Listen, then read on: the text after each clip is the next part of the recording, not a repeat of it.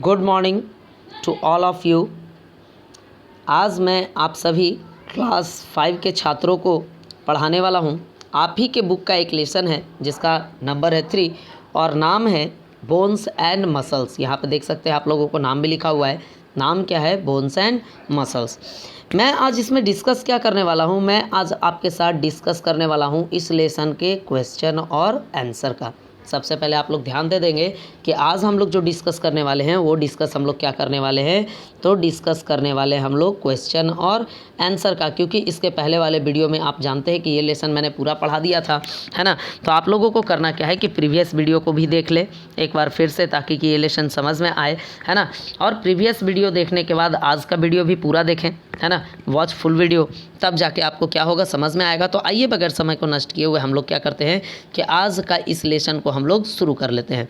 आज के इस लेसन को हम लोग क्या कर लेते हैं, शुरू कर लेते हैं। लेकिन इससे पहले भी मैं आपको एक चीज़ बता दूं कि आज का होमवर्क है आप लोगों के लिए फेयर कॉपी, है ना। आज का होमवर्क आप लोगों को क्या है, फेयर कॉपी। और फेयर कॉपी आप लोग तैयार कैसे करेंगे, तो जब आप इस वीडियो को पूरा देखेंगे तब आप फेयर कॉपी तैयार कर पाएंगे। सबसे बड़ा बात यही है कि आप जब तक इस वीडियो को पूरा नहीं देखेंगे तब तक आप फेयर कॉपी तैयार नहीं करेंगे।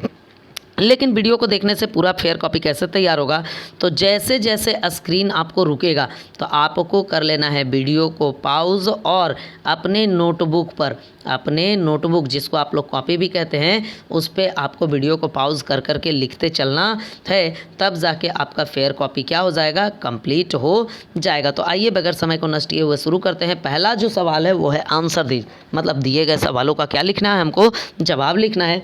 लिखा हुआ है कि what are the 3 jobs of skeletal system, है ना। हमारे कंकाल तंत्र का जो 3 काम होता है उसके बारे में हम लोगों को यहाँ चर्चा करना है।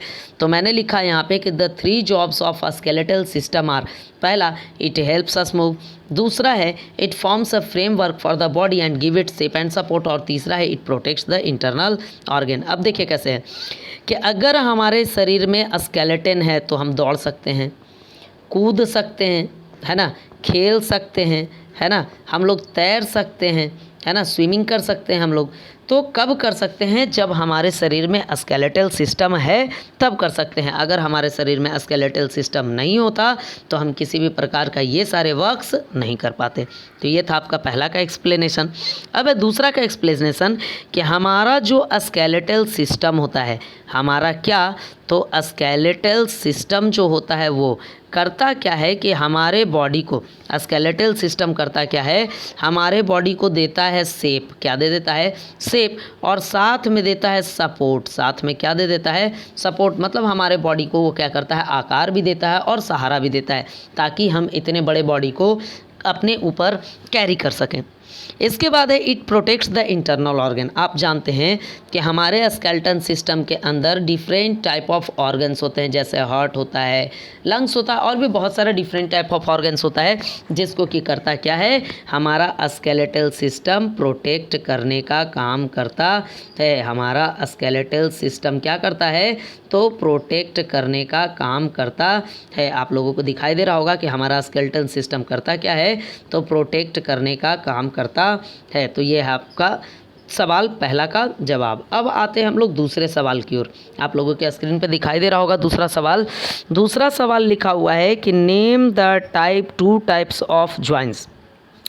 तो याद रखेंगे कि हमारे शरीर में 2 ही टाइप के जॉइंट्स होते हैं, एक जो फिक्स्ड होते हैं और दूसरा जो मूव करते हैं। एक जो फिक्स्ड होते हैं और दूसरा क्या करते हैं, मूव करते हैं। मतलब जो फिक्स होते हैं उसको कहा जाता है फिक्स जॉइंट, और जो मूव करते हैं उनको कहा जाता है मूवेबल जॉइंट। तो मैं उम्मीद करता हूँ आपको समझ में आ रहा होगा।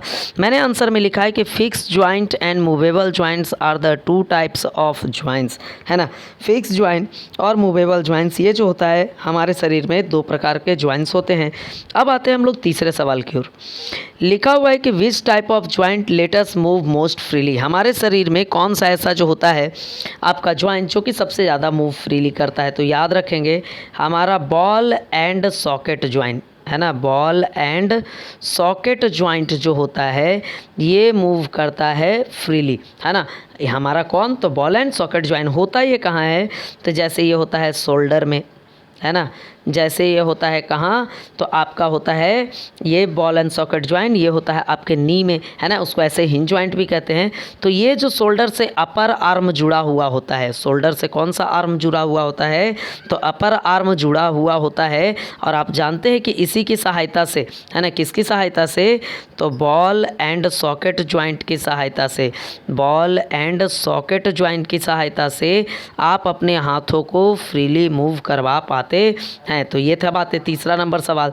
चलिए अब चलते हैं समय को बगैर नष्ट किए हुए चौथे सवाल की ओर। तो मैं लिए चलता हूँ आप लोगों को सवाल नंबर 4 पे। आप लोगों को स्क्रीन पे दिखाई दे रहा होगा कि व्हाट आर वॉलेंट्री मसल्स।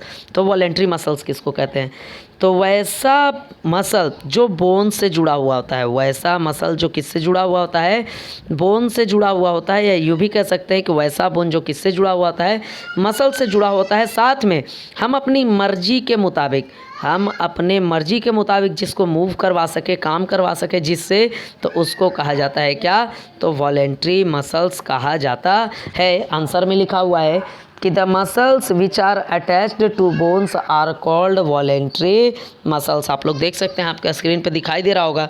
फिर लिखा हुआ है कि due to voluntary muscles we can, है ना, मूव देम वॉलेंट्री और अकॉर्डिंगली टू आवर विश। इस वॉलेंट्री मसल के कारण हम अपने मसल्स को या फिर शरीर के अंगों को अपनी मर्जी के मुताबिक मूव करवा पाते हैं। तो ये था सवाल नंबर 4। अब मैं लिए चलता हूँ आपको सवाल नंबर कितने पे, 5 पे। लिखा हुआ है कि why do muscles work in pair, है ना, कि मसल्स जो होता है आपका हमेशा पेयर में ही वर्क क्यों करता है। तो यहाँ पे लिखा हुआ है कि when a muscle attached to a bone contract, जब भी आप मसल्स को ढीला छोड़ते हैं किसी चीज़ को खींचने के लिए, एंड मेक्स इट मूव, है ना, तो जब भी आप किसी मसल्स को या बोन्स को, आप बोन्स को जो होता है ढीला छोड़ते हैं, तो मसल्स जो होता है रिलैक्स करता है। It can not how ever push the bone back in the other direction, तो वही मसल जो है आपके उस बोन को उसके विपरीत डायरेक्शन में नहीं ला सकता है। इसके लिए अनदर मसल इज़ रिक्वायर्ड, यहाँ देखिए another muscle is needed to this, है ना, that is why muscles always work in pair. इसी के कारण जो होता है मसल्स हमेशा कैसे कार्य करता है, तो हमेशा पेयर में कार्य करता है। अब मैं लिए चलता हूँ आपको सवाल नंबर 6 की ओर। आप लोग अपने अपने स्क्रीन पे उसको देख सकते हैं। लिखा हुआ है कि name the bones to which the ribs are attached. आपको बोन्स का बताना है नाम, जिससे कि आपका रिब्स जो होता है क्या होता है, तो आपका अटैच्ड होता है। इसके बारे में आपको चर्चा करना है। तो आइए बगैर समय को नष्ट किए हुए हम लोग चर्चा कर लेते हैं। लिखा हुआ है कि 10 pairs of ribs are joint to the spine and the breast bone which runs through the centre of the chest. जितना भी आपका रिब्स का जो होता है बोन्स 10 पेयर, वो जुड़ा हुआ होता है आपका स्पाइन से और जुड़ा हुआ होता है किससे, ब्रेस्ट बोन से। आपको 2 चीज़ों से जुड़ा हुआ होता है, जो कि जाता है कहाँ से होते हुए, तो सेंटर ऑफ चेस्ट से होते हुए जाता है। लेकिन जो अंतिम का 2 पेयर होता है वो जुड़ा हुआ सिर्फ और सिर्फ किससे होता है, स्पाइन से जुड़ा हुआ होता है। लिखा हुआ है कि the last 2 pairs are joint only to the spine. तो मैं उम्मीद करता हूं कि जितने भी क्वेश्चन आंसर थे आपको समझ में आए होंगे। अब जो सेकंड क्वेश्चन आप के बुक में था वो है फिल इन दी ब्लैंक्स, हम लोग उसको भी डील कर लेते हैं। तो फिल इन दी ब्लैंक्स के बारे में जानते हैं। क्या लिखा हुआ है कि the bones that make up the spine are called, वैसे बोन्स जो कि स्पाइन का फॉर्मेशन करते हैं उसको क्या कहा जाता है, तो उसको वर्टेब्रा कहा जाता है। इसके बाद है कि muscles are joint to the bones by tendons, है ना, मसल्स जो है किस चीज़ों से जुड़ा हुआ आता है, बोन से। तो वहाँ पे एक होता है आपका जो होता है वो होता है, उसको कहा क्या जाता है, उसको कहा जाता है टेंडन्स कहा जाता है। तो चलिए अब हम लिए चलते हैं आपको सवाल नंबर 3 की ओर। आप लोग देख सकते हैं यहाँ पे कि लिखा हुआ है ईच फिंगर हैज़ 3 बोन्स। आप लोग याद रखिएगा कि थंब और बिग टो का मतलब होता है पैर का अंगूठा, और थंब का मतलब होता है हाथ का अंगूठा। तो इन्हीं दोनों के पास 2-2 बोन्स होते हैं। बाकी जितने भी हाथ या पैर में फिंगर्स होते हैं सबों के पास 3-3 बोन्स होते हैं। लिखा हुआ है फिर अगला सवाल में कि the bones of the vertebral column are joint by cartilage. आपका जो वर्टेब्रल कॉलम में जो होता है बोन्स वो किससे जुड़ा हुआ होता है, तो वो होता है जुड़ा हुआ कार्टिलेज से। मैं उम्मीद करता हूँ आप लोगों को समझ में आ रहा होगा, मेरी बात आप लोग समझ रहे होंगे। अगर किसी प्रकार की परेशानी होती है आपको तो आप मुझे इसके बारे में भी बता सकते हैं, है ना। इसके बाद है आपका क्या कि the joints at the elbow and knee are hinge joint. ये जो आपका होता है एल्बो का, है ना, और साथ में नी का जो होता है ये सिर्फ सिंगल डायरेक्शन में वर्क करता है। कितना डायरेक्शन में वर्क करता है? सिंगल। ये अपोजिट डायरेक्शन में वर्क नहीं करता है, जिसके कारण क्या होता है कि इसके ज्वाइंट को कौन सा ज्वाइंट कहा जाता है? हिंज ज्वाइंट कहा जाता है। इसके बाद है कि most of the joints of the skull are fixed. Most of the joints of the skull are fixed. तो हम लोग जानते हैं कि स्कल में है ना सिर्फ और सिर्फ जो होता है निचला जबड़ा जो होता है जिसको लोअर जॉ बोलते हैं वही मूवेबल होता है। बाकी का स्कल में टोटल ज्वाइंट्स हमेशा और हमेशा फिक्स्ड होता है। तो मैं उम्मीद करता हूँ कि आप लोगों को लेसन समझ में आया होगा। अगर किसी बच्चे को समझ में मेरी बातें नहीं आई हैं तो वो आज शाम में 4 बजे से 6 बजे के दौरान मुझे कर सकते हैं व्हाट्सएप पे मैसेज, है ना, या फिर क्या कर सकते हैं कि वो फ़ोटो खींच के अपने डाउट्स को, है ना, उनकी अपने मन की शंका को मुझसे कर सकते हैं दूर। मतलब आप लोग अपने डाउट्स को भी मुझसे पूछ सकते हैं, लेकिन समय है 4 बजे से लेकर सिर्फ 6 बजे शाम तक, है ना। इस दौरान मैं आप लोगों के लिए अवेलेबल रहूँगा। इस दौरान आप लोग पूछ सकते हैं। और मेरा व्हाट्सअप नंबर है 7050092334। इस नंबर पे आप लोग कर सकते हैं।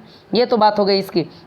अब बात मैं थोड़ा सा कर लेता हूँ यहीं पे होमवर्क की, है ना, कि आप लोगों को होमवर्क में क्या दिया जाए। तो होमवर्क में जो आज आप लोगों को वो दिया गया है वो है क्या? तो आप लोगों को फेयर कॉपी तैयार करना है। और फेयर कॉपी में आपका जो होना चाहिए वो लेसन 1 से लेकर 3 तक पूरा होना चाहिए, है ना। और इसमें होना क्या क्या चाहिए? तो रिलेटेड लेसन का क्वेश्चन आंसर। रिलेटेड लेसन का क्या होना चाहिए? तो होना चाहिए क्वेश्चन एंड आंसर। और साथ में क्या होना चाहिए? तो साथ में होना चाहिए मीनिंग्स, है ना। तो आप लोग इतने कामों को करके आज शाम तक मेरे व्हाट्सएप पे भेजने का प्रयत्न करेंगे। और मैं कोशिश आपके लिए करूँगा कि मैं हमेशा आपके लिए ऐसा वीडियोज़ लाता रहूँ। हम लोग इतने मेहनत से आप लोगों के लिए वीडियो बनाते हैं, तो आप लोगों का भी फ़र्ज़ बनता है कि आप लोग भी हमारे साथ मेहनत करें और आप लोग अपने अपने घर में बैठ के ही अपनी स्टडी को जारी रखें, है ना। घर से बाहर ना निकलें, घर में रहें, सुरक्षित रहें।